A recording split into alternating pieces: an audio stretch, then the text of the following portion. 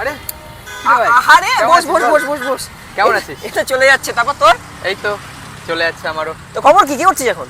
এই তো আমার একটা ইনস্ট্যান্ট ডান্স একাডেমি ক্লাস আছে যেখানে ডান্স শেখাই। ও আই সি, আগের বছরই অপারেশন সিন্ধুটা তুই করেছিলিস না? হ্যাঁ। আচ্ছা, এবার কি আসছে নতুনত্ব? এবার আমরা ভেবেছি নেতাজি সুভাষচন্দ্র বসুকে একটা ট্রিবিউট দেবো। নেতাজি?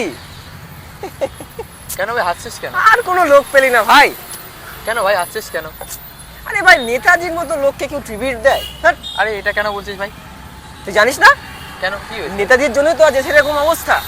দেশটাকে বিক্রি করে চলে না গেলে এরকম অরাজকতা হতো? তুই বলতো।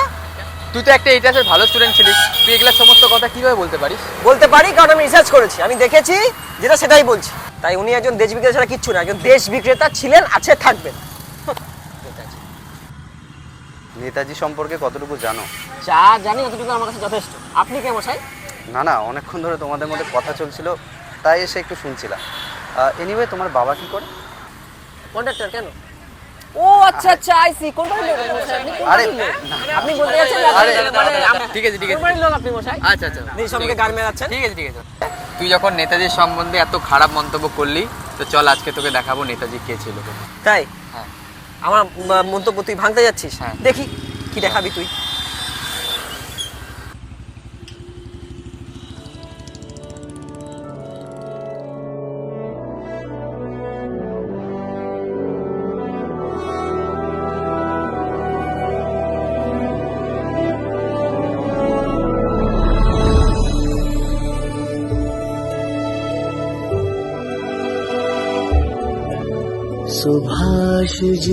सुभाष जी वो जान हिंद आ गए, है नाज जिस पे हिंद को, वो शान हिंद आ गए।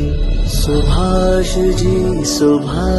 जी वो जान हिंद आ गए, है नाज जिस पे हिंद को, वो शान हिंद आ गए। सुभाष जान हिंद है, सुभाष शान हिंद है। सुभाष आन हिंद है, सुभाष मान हिंद है। सुभाष जी वो जान हिंद आ गए, है नाज जिस पे हिंद को, वो शान हिंद आ गए। सुभाष जी तूफान हिंद लाएंगे, वो शान हिंद लाएंगे।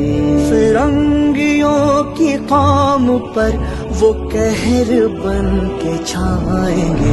सुभाष जी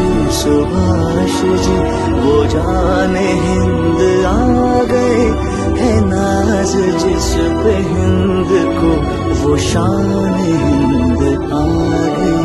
सुभाष जी তোমরা আমাকে রক্ত দাও, আমি তোমাদের স্বাধীনতা দেব।